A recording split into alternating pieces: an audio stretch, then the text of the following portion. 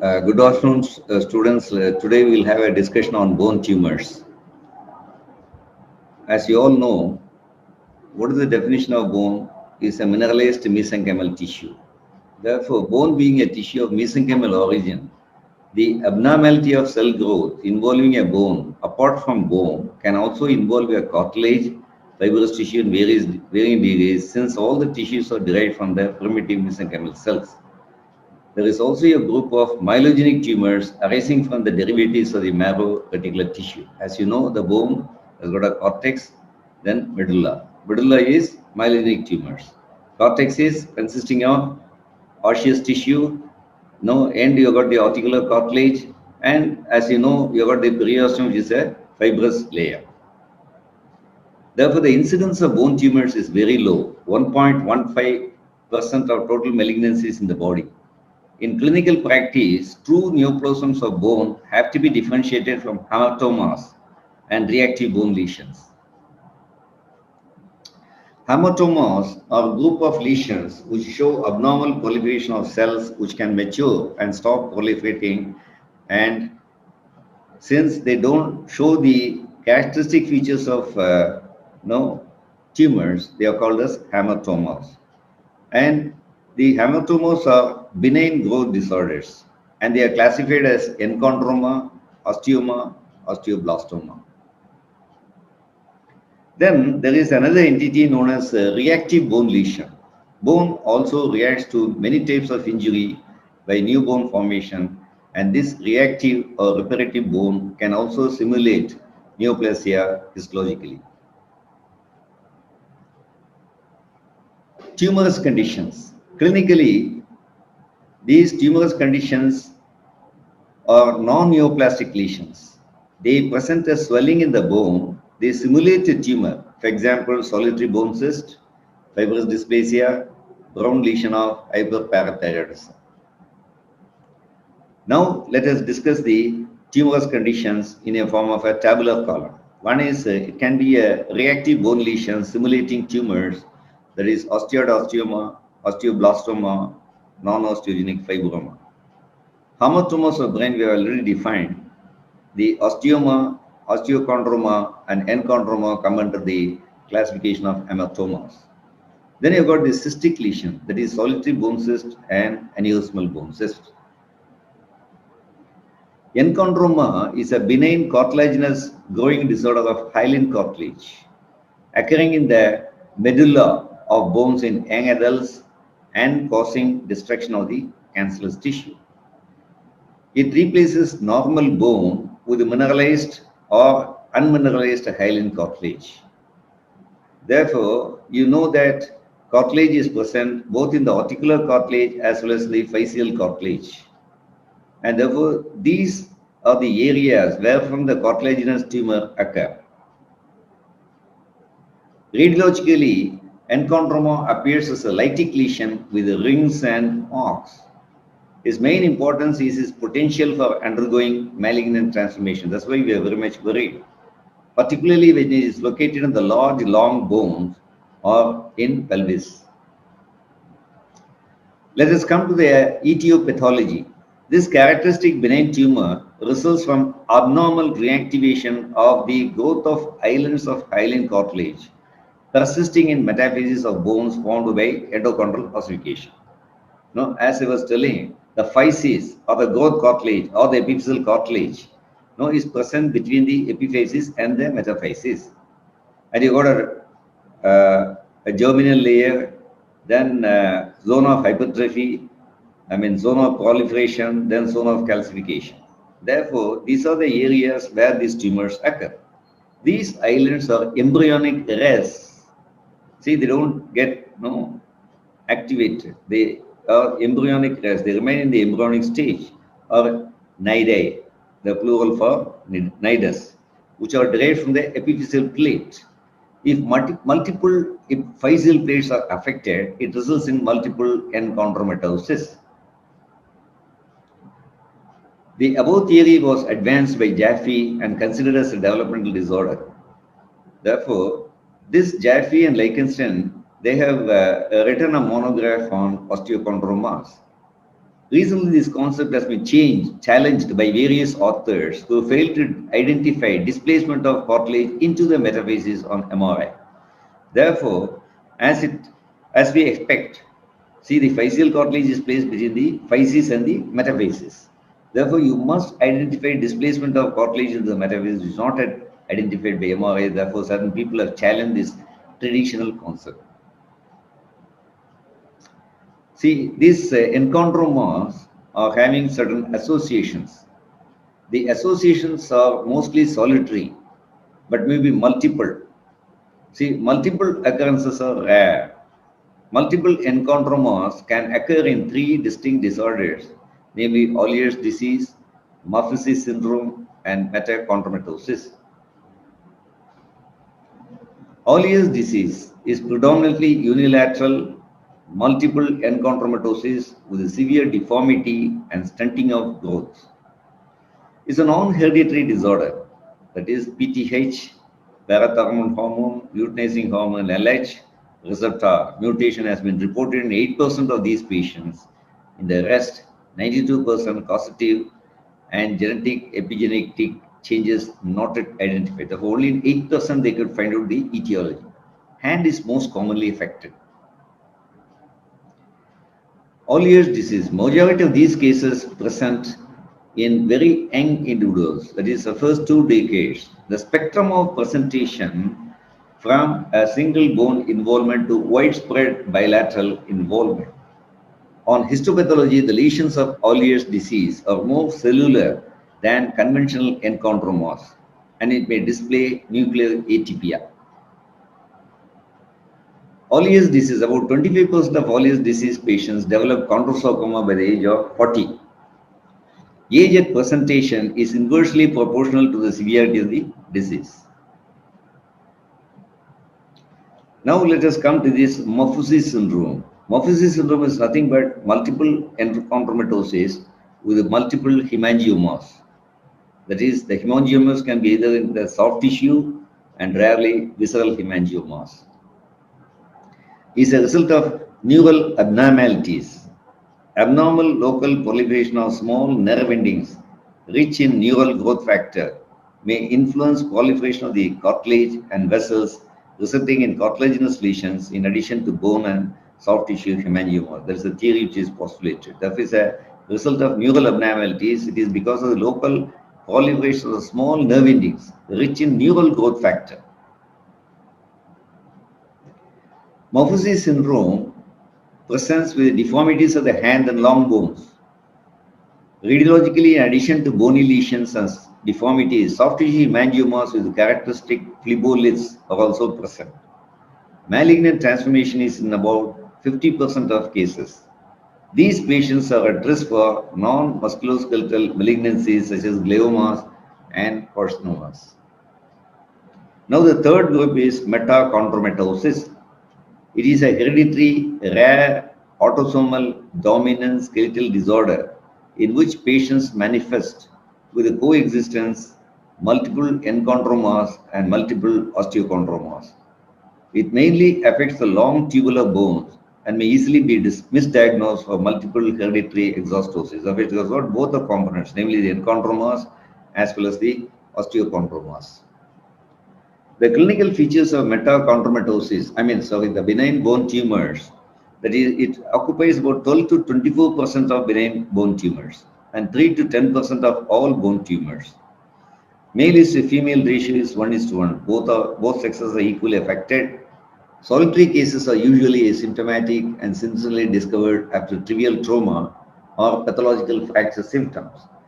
Therefore, the symptoms can be painless swelling or painful limitation of movements. The pain here is due to pathological fracture or rarely due to malignant transformation. Enchondroma protuberans is an unusual form that can present as an exovatic growth in metacarpals/phalanges. Clinical features. Enchondromas develop very slowly during childhood and then remain stationary unless malignant changes supervene in adults. They undergo necrosis followed by calcification. Some of the lesions may remain asymptomatic throughout their entire lifetime.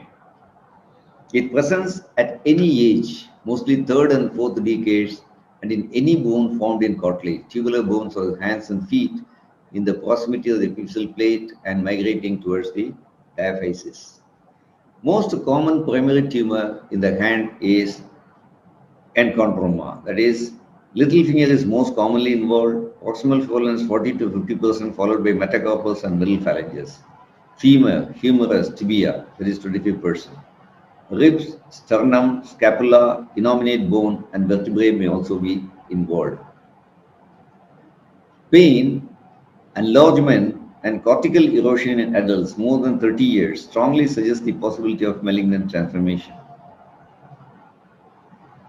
Radiological features. Radiology X-ray shows well-defined central radiolucent area, lobular with a cortical thinning, bony expansion at the junction of the metaphysis and diaphysis that may have mineralized effects of intralesional stippled calcification appearing as rings and arcs like densities, pathognomonic sign seen in mature lesion.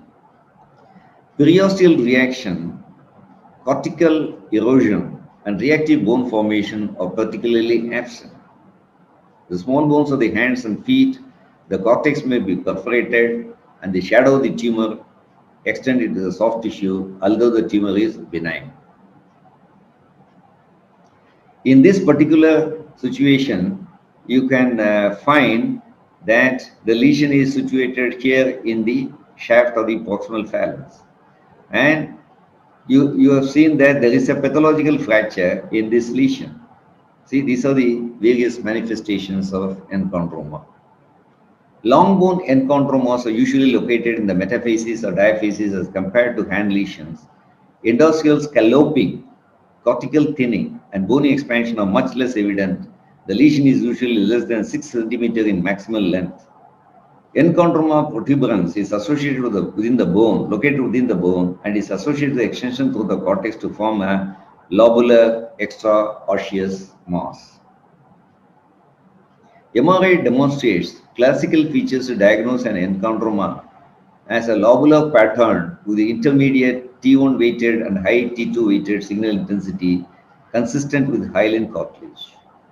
Therefore, the fibrovascular septa within the tumor show enhancement with the gadolinium. The matrix mineralization appears as punctate or curvilinear areas of signal void. In enchondroma protuberans, the continuity between the exophytic and the intramedullary components is demonstrated. There is increased activity on bone scan. Now, this is the gross appearance. The tumor is lobulated and bluish-white translucent appearance, which may contain white areas of calcification. Enchondroma shows lobules of hyaline blue cartilage containing chondrocytes within lacunae. Microscopic appearance. Enchondromas are lobulated masses of hypocellular and avascular hyaline cartilage with varying degrees of mineralization. The chondrocytes are present in lacunar spaces and contain eosinophilic or vacuolated cytoplasm and small nuclei. Binucleation may be seen. Enchondromas are hands and feet, and those which are subperiosteal in reaction can show mild nuclear atypia. The differential diagnosis for enchondroma is low-grade chondrosarcoma, bone infarcts, epithelial inclusion cyst, phalangeal lesions, simple bone cyst, and non-ossifying fibroma, namely the metacarpal lesions, fibrous dysplasia with chondroid differentiation. Management. A benign appearing small asymptomatic enchondroma needs no treatment. You can observe them and follow them radiologically. Large symptomatic lesions, en-bloc resection with the curettage. Only in enlarging lesion or if pathological fracture is present, the bone grafting is added. No. In enlarging lesion or pathological fracture is present, the curettage is done and with bone grafting. Extraosseous component, if present, is completely excised, taking care to prevent iatrogenic seeding of tumor cells in surrounding soft tissues. The recurrence after curettage is rare, is inversely proportional to the adequacy of disease clearance. More likely in large enchondromas of long bones. Malignant transformation. Malignant transformation to chondrosarcoma is less than 2% in solitary cases, 30% in earlier disease, and 100% in Maffucci syndrome. In small bones of the hand, less than 1%. Sudden increase in size, persistent pain, and spontaneous cortical perforation with or without pathological fracture are the ominous signs. Wide excision and appropriate reconstruction. Prognostic factors, large lesions, multiple sites of affection in pelvic lesions, multiple sites of affection, pelvic lesions, late age of manifestation, or negative prognostic factors. Now let us discuss osteoma. Osteoma is a benign lesion arising usually from the cortical layer of flat bones of the skull, face, and orbit. It occurs in men in the fourth and fifth decades of life. Male is to female ratios 2:1. The tumor is ivory hard and slow growing. It's also called as ivory osteoma. The classification of osteomas are into sinonasal osteomas, long bone osteomas, osseous coristomas. Therefore, sinonasal osteomas, 3% of cases undergo CT for sinonasal symptoms. It occurs in 3% of cases which are investigated for sinonasal symptoms, the CT shows. Long bone osteomas, that is parosteal osteomas, it occurs in clavicle, long and short bones of the appendicular skeleton, and rarely the pelvis. And osseous coristomas, that is osteomas in soft tissues, namely thigh and intraoral. These contain cartilaginous tissues. Multiple osteomas in association with Gardner syndrome. Gardner syndrome is an autosomal dominant disorder, the presence of multiple cutaneous and subcutaneous lesions, that is, namely the sebaceous cyst, skin fibromas, desmoid tumors, and intestinal polyposis, plus multiple osteomas. Bony lesions precede the intestinal polyps. It's symptomless except in rare cases where it compresses on cranial nerves near the foramen. Sinonasal osteomas, 70% are located in the frontal and ethmoidal sinuses. Produce symptoms like sinusitis, nasal discharge, headache, pain, loss of sense of smell possible, exophthalmos, double vision, and pressure on the optic nerve with loss of vision. They can erode the wall of the cranial fossa and perforate the dura, compress the frontal lobe, and cause related symptoms. Parosteal osteomas cause pain usually. These lesions grow very slowly and reach a final stationary size. Occasionally, growth may be rapid. Imaging studies, plain X-rays / CT. A round to lobular 3 to 4 centimeter homogeneous radiodense mass with a smooth contour on the cortical surface without cortical invasion, or cortical and medullary continuity with the host bones. Sinonasal region, polypoid intracavitary growth, and plus or minus central areas of radiolucency. Difficult to distinguish from parosteal osteomas in long bone locations. Here you can see a right frontal osteoma. See the right frontal osteoma showing all the characteristic features I've discussed in the previous discussion. The histology of osteoma is essentially similar to that of normal bone. A slow-growing osteoma is composed of dense, compact bone, while a rapidly growing tumor is composed of vascular fibrous stroma containing newly formed osteoid or osseous picus. See here you can see the lesion consists of dense and lamellar cortical bone with a focal area of active bone remodeling. See, active bone remodeling. Therefore, here you can find the lesion consists of dense and lamellar bone with a focal area of active bone modeling. Photomicrograph is more solid area of the lesion to demonstrate cellular woven character of the bone. The differential diagnosis for osteoma is osteoblastoma, parosteal osteosarcoma, myositis ossificans, periosteal osteoblastoma, periosteal calcified lipoma, Surface lesions with a component of cortical bone formation like osteochondroma or reactive hyperostosis secondary to other tumors. Now, as far as the treatment is concerned, in asymptomatic cases, no treatment. Excision for symptomatic reasons, rarely for cosmetic reasons. Defect in the skull, reconstructed with tantalum plate. Recurrence is extremely low and malignant transformation is unknown. Now let us come to the next important benign tumor, namely the osteoblastoma, is otherwise also called as osteogenic fibroma of bone. Benign osteoblastoma is a lesion similar to osteoma, but of a size larger than 2 centimeters. It is a vascular, benign, bone-forming skeletal neoplasm, which histologically resembles the nidus of an osteoma, but usually lacks a reactive sclerosis. It occurs in children and young adults in the second and third decades. It forms 1% of all primary bone tumors and 3% of all benign bone tumors. Male is to female is 2 is to 1. Spine. The posterior elements of the spine are involved. Most common involvement is spine, 1/3 of cases. Other common cases of involvement are metaphyseal / diaphyseal areas of the long bones of the lower extremities, femur and tibia, and small bones of the hand and feet. Clinical features. Pain is the usual presenting feature. Generally, it's a dull aching pain or goring type. The pain is not nocturnal or relieved by NSAIDs, unlike osteoblastoma.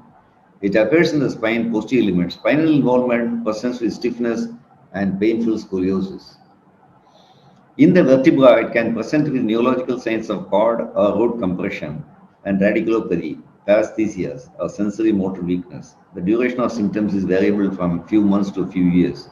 It can present as a swelling at the end of the femur. Pain occurs in the epiphyses of the long bones.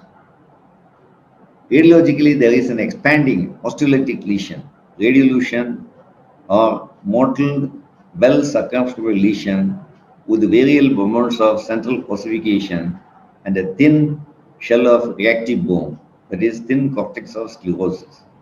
As it enlarges, cortex is gradually attenuated and the tumor is delimited by a delicate shell of periosteal near bone.